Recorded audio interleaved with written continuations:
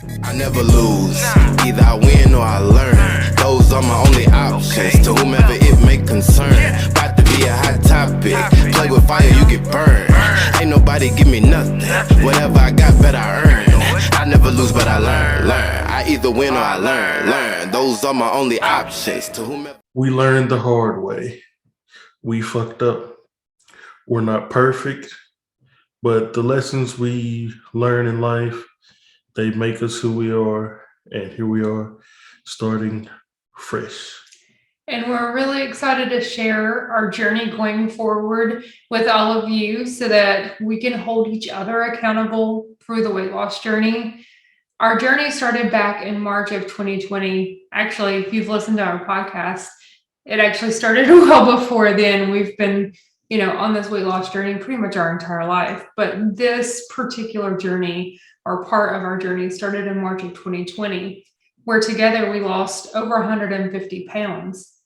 But then life hit big time in 2021. Injuries, depression, deciding to sell our home because we needed new space, downsizing with 5 people and 2 dogs and a 2-bedroom house, and all this stuff started to add up where our whole regimen and routine got out of whack, where we were eating trash.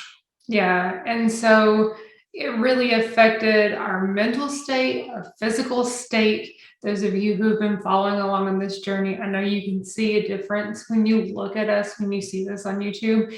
And that's why we've started this, our journey. That's what we're calling this, our journey, because it's not just us, it's all of us together. And so we have a whole new page on veganstrongandfit.com called Our Journey, where we're going to be talking about every week something that has led us to success or maybe failure that we've learned from within the week to overcome and help us to continue on this. How we're going to do this the right way this time to make sure that we're able to support you, you're able to support us, and be sure to go on and follow us every week at veganstrongandfit.com/journey. We're in this together. Hey, welcome back to another episode of the Strong AF podcast. I'm Ashley. And I'm Yuri. And today we're going to talk to you about accountability. And this to me is probably the most important thing in life. And the reason that I say that, and I'm not just talking about accountability and what you eat or exercise. I'm talking about complete personal accountability.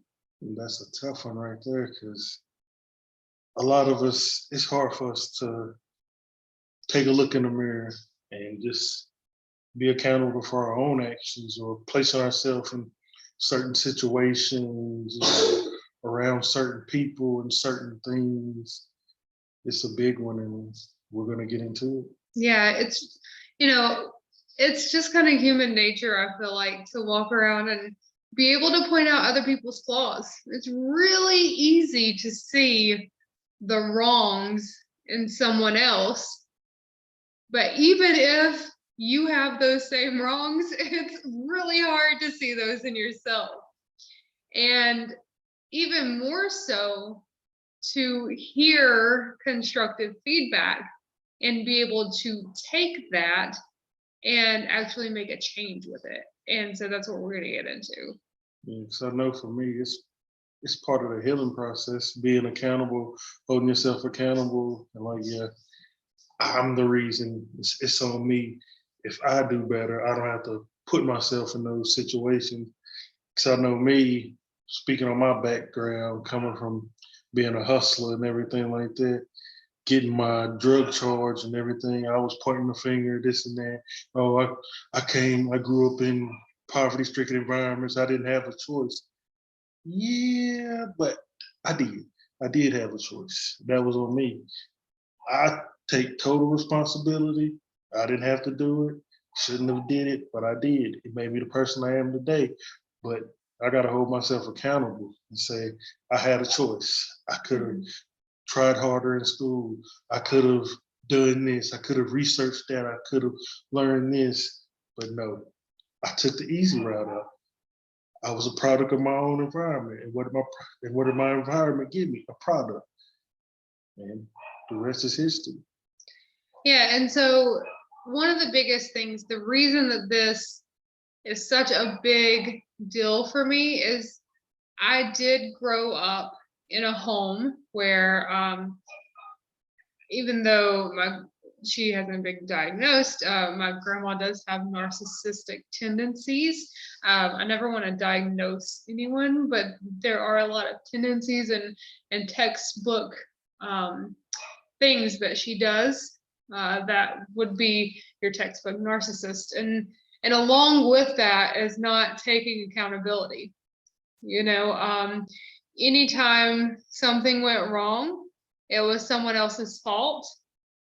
And that blame was always placed on other people, other things, or it just never existed in the first place. And you were crazy if you thought that actually happened.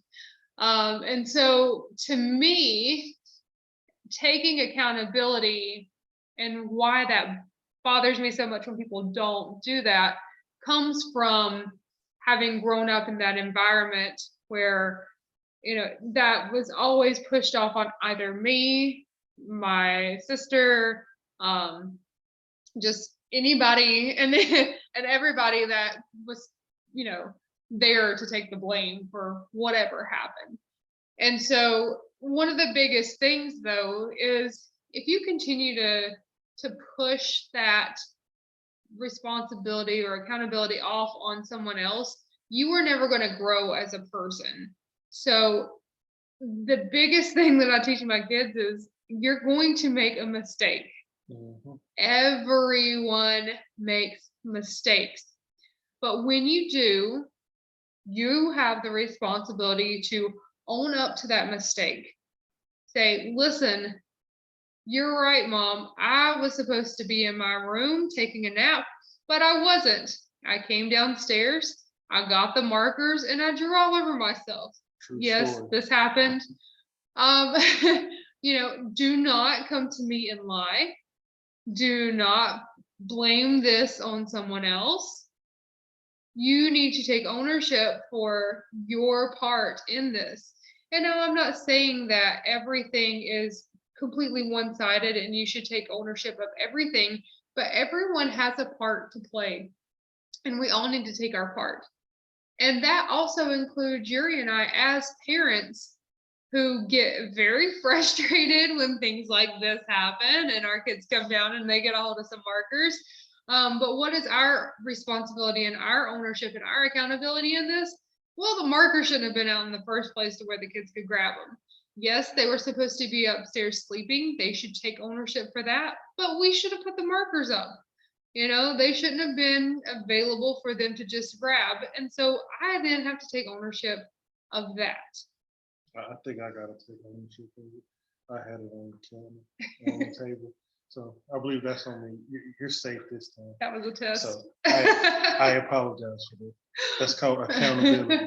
Being remorseful, having empathy, and meaning what you're saying instead of just, yeah, I could have left it on the counter, but yeah, you also could have got it, or something like that. That's blaming. That's just taking no accountability. That's a half-ass apology, like a backhanded not even a compliment, just a backhanded apology. Like, yeah, it was on me, but if there's you should have done it too. If there's a but or and or something like that, then that's just some bullshit. Yeah, you're just basically erasing what you've already said. It's the whole, I want to stop talking about this conversation, so I'm going to pretend to care, but then I'm going to go back and tell you it wasn't really my fault. Mm-hmm. And I think that comes up a lot. I have personally seen it a lot in my lifetime, like I said, with my family, but then it also comes up at work, it comes up in school, right? So you get a project and you go to turn it in, you're like, oh, I couldn't finish it because of this, and this. Well, could you not finish it, or did you not put the time in? Different things like that. So we have to understand that we have to take accountability. And also, when other people call us out for it, which should also still be in a respectful way. But when other people call us out for it, then we should listen and actually hear that constructive feedback, because while everyone has differing opinions, and I'm not saying you have to take everyone's opinion so seriously to conform to what they want you to be, but I do think you should always be open to hearing other people's feedback and then take that feedback and really deconstruct that. Okay, so they told me that I'm really loud. Okay, I know personally that I am a very loud person when I get excited. I get excited, I talk fast, I talk loud. You talk a lot. And I talk a lot. Like on this podcast. But anyway. Constructive criticism. So what should I do with that? Should I just go around and be completely silent after that? No. But I should take that feedback and maybe give Yuri more of a chance to talk on these podcast episodes. And, understand that my excitement does not always have to overtake the crowd that I'm in. And so those are some things that I can take back, and I have taken back and still continue to try to work on, and just be aware of how that affects other people, right? I think that's the biggest thing, is to be aware of how your actions affect other people. I don't mind it. I enjoy hearing you talk and hearing you ramble and get your point across and go on these tangents just like we've had tonight. I don't mind it. I sit back, I take notes. And then whenever something meaningful or thoughtful pops in my head, I'll spew it out. Or if there's something I've just got to say, I'll cut you out hearing that respectfully. It does cut me off. And that is also some constructive feedback that I have also given Yuri during our 11 wonderful years of marriage. But that's the thing too, right? Because as we go through relationships, whether it's friendships, parents, grandparents, marriage, whatever it is for you, you're not going to make that a long-lasting good relationship. I mean, it may be long-lasting toxic, but it's not going to be a long-lasting and good, healthy relationship if you cannot, number one, give constructive feedback. And well, when I say give constructive feedback, I mean it's very easy to blame. And that's not at all what I mean when I say constructive feedback. I do not mean to blame the other person, because again, you're not taking accountability for your actions. You're just going on a list of things that they've done to piss you off. It's like, oh, you didn't listen, you didn't do this, you didn't do that, you didn't do this, you could have done that. And it's like, oh my goodness, I'm being attacked. I'm under attack. But yeah, it's like, I love you and you're great, this, that, but what I wish you would do is this and everything like that. Yeah. That's a lot more acceptable than a long list of things that you're upset about and stuff like that. That's way you can hear it, you can understand what they're saying. They've got your complete attention. They've given you compliments. That way, it's sort of like to disguise what's coming. It softens the blow. It's not a disguise. It's a disguise. It's a masquerade. You don't know what's going on. Hey, family. So we are so excited to give a shout out to a former guest that came on our podcast, Dwayne Speedy Smith, who was so kind as to drop off these awesome shirts for us. So this is some of the merchandise that he has on his line for Speedy Smith Fitness. And he also brought by some great hand sanitizer and some cool headbands for the kids. We've got pictures, we'll post them on here as well. So if you're watching on YouTube, we'll post them there as well as the link to go in and buy his merchandise if you're interested. And then on the back, you can't see it, but it says the goal is progression, not perfection. And that is 100% the key and what we preach. So we are excited and so grateful for him to drop off his merchandise. because we're just excited to share his message and spread this across to all of our listeners. So be sure to check out the link in the description below and go out and get yours. And also, don't forget, Go out, listen to the episode, season 1, episode 4, or go on the YouTube page, Vegan Strong and Fit, and you'll see the video. You'll learn more about him, see how he's such a great guy and terrific human. yes, and he talks in depth about calisthenics training, which is using your body weight. You don't even have to have equipment. So this is really good information for people who may want to do this with a minimalist type of equipment or setting, and just understanding how much your body really can do on its own. But it makes everything that's said afterwards a lot easier to digest and just understand and be like, okay, I see what you're saying. And then once you rephrase that, shows that your partner or your friend or whoever that you're listening and you're understanding, this is all therapy stuff. I listen, I pay attention. I mean, the reason Yuri can say this so easily is because we have been down that road.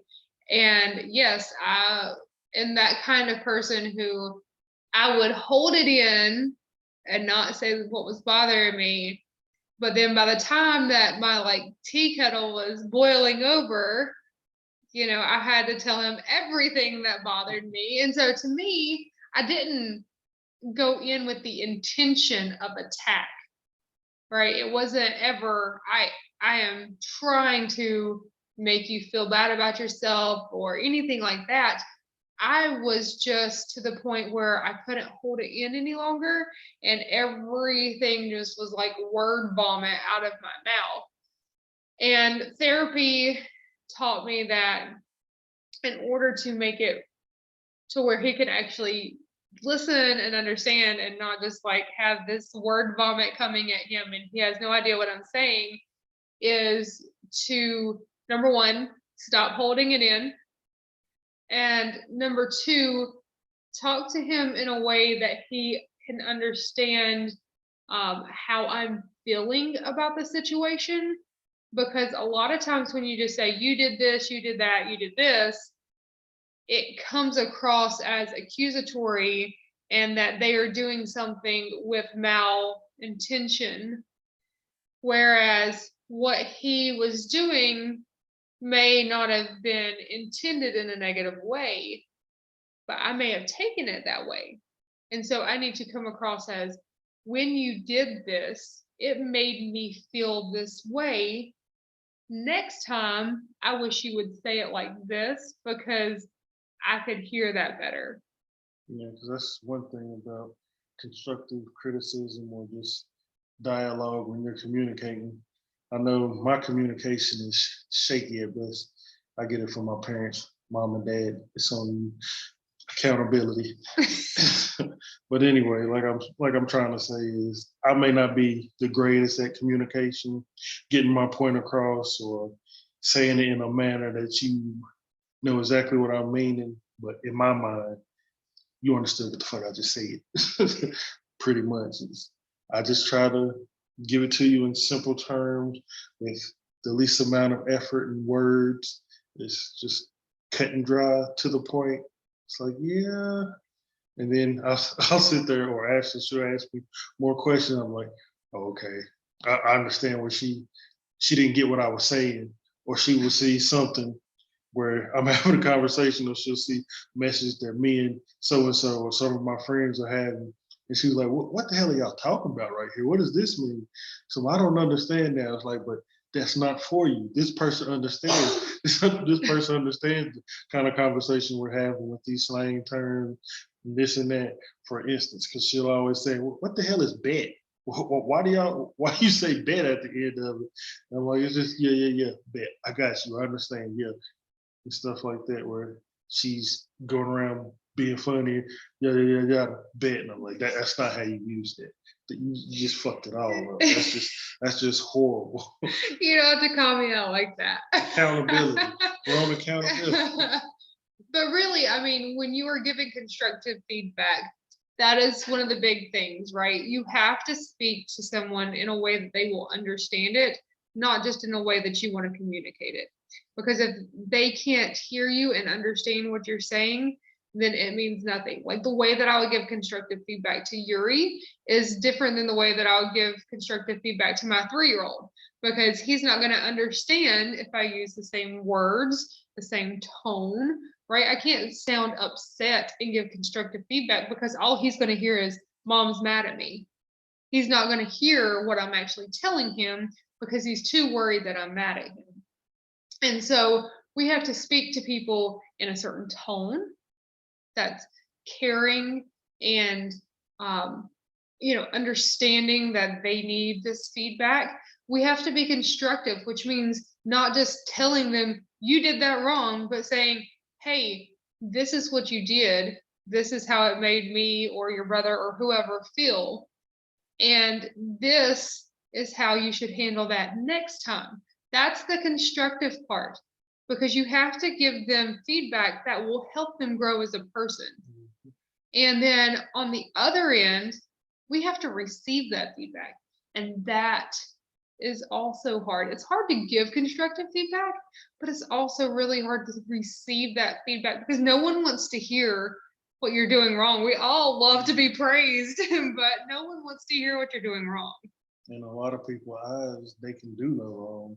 So you got somebody who's trying to say something in a nice tone, nice manner, where they're not screaming at them or pointing fingers, where they're nice and calm and collective and laid back, to where this person may see it as, oh no, you're coming to get me, you're at me, you're at my neck, you're at my throat, where they'll then in turn just blow up on them, just go from 0 to 100. And next thing you know, it's over. You got a full-fledged conversation where it's going back and forth, everybody screaming and calling each other names, and it's just mayhem. It's just like Malice at the Palace. It's just some beatdown going on. Everybody's upset and all out of pocket, and furniture starts moving and Vaseline comes out, girls taking off your earrings, you're ready to throw it down, fellas moving chairs and pushing and pushing and shoving. Like my uncle said, selling wolf tickets, nobody wants to fight. It's just, I don't know how I got there, but in my mind, I was envisioning all this, got on a tangent. It's just, when the conversation is bad, it can be lethal. Yeah, and so it's knowing how to de-escalate that on your side as you're giving the constructive feedback, but also helping the other person to receive it. Because like I said, it's very difficult to receive that. And out on the receiving end, again, take that feedback. At first, you just listen, right? Listen, let it sink in, and then go back by yourself, deconstruct that feedback, and think, okay, because like I said, you don't need to take everyone's opinion at face value, because everyone's going to have different opinions, and you shouldn't just be wishy-washy and change because someone doesn't like who you are. But there's a difference in giving just you're wrong because that's what I believe, versus, hey, the way you handle that situation could have been handled better. And then another thing, if the person is checking you or blaming you or whatever, and there's nothing you can do to control them. You can control yourself. That's the only thing you can control. Just focus on what you control. You just try your best, maintain your composure, just stick to it. And if you need be, walk away.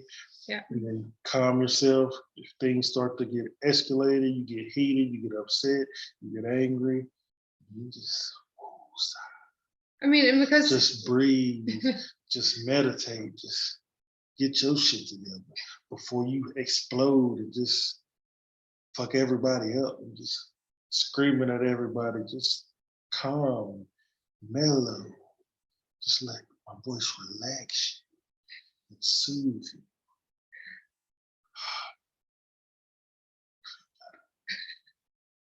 That's an example.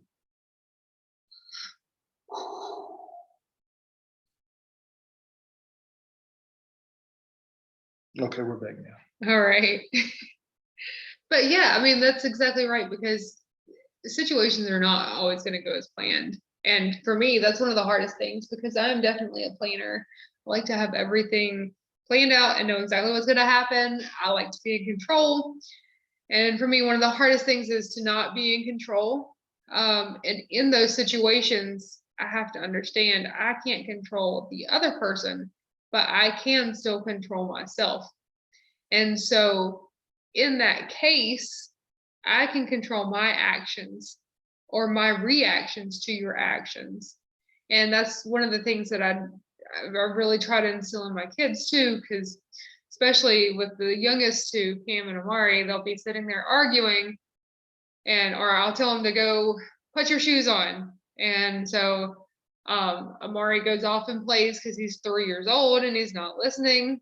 And instead of Camden going to put his shoes on, Cam goes over and yells at Amari to put his shoes on.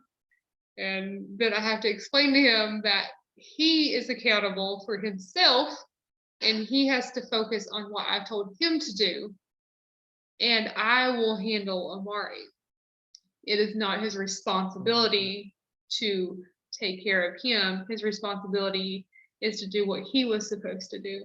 And so that's the same with us, right? So in those situations where we're in a heated conflict and someone is coming at you, you cannot control the other person. You cannot control their actions towards you, but you can control your reaction. And I'm not saying sit here and be passive and just like let somebody knock you out. I'm not saying that at all. But what I'm saying is, first of all, try to de-escalate the situation. If you cannot de-escalate the situation, then you need to leave the situation. And that goes for everything, including relationships, right? If we are in a toxic relationship and we cannot de-escalate and change that relationship, then we need to leave that relationship. It's the same thing. So we can control our lives and we can control the situations that we are putting ourselves in. And when we really take time and accountability for that and stop saying, oh, well, I was in this fight because of such and such. No, you were in that fight because you put yourself in the situation to be in that fight, right? And when we take accountability for that, that can help us to change our path and help us to grow as a person. Yeah, I've gotten good over the years of dealing with toxic or bad energy when they're upset, especially. Probably the main thing is they're probably upset with something that's not even involving you.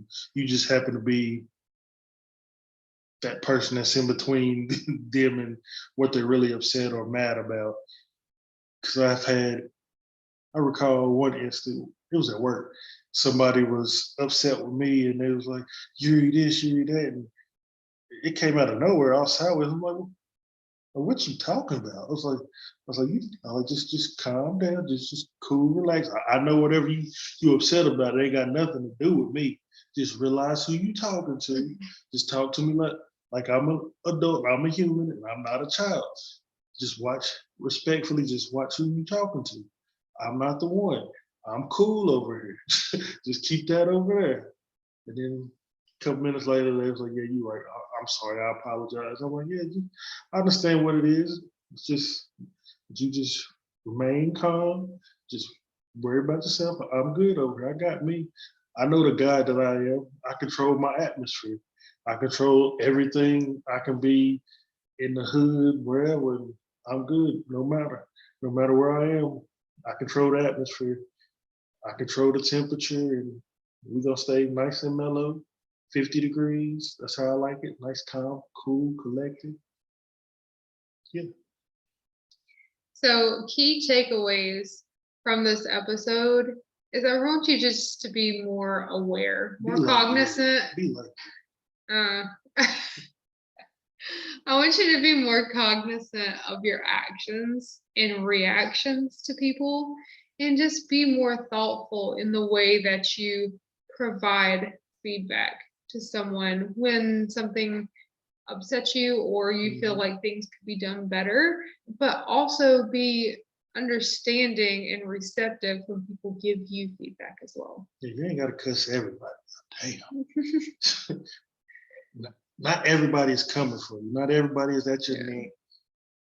it's maybe they're not as great of communicating. Maybe they didn't ask the right questions.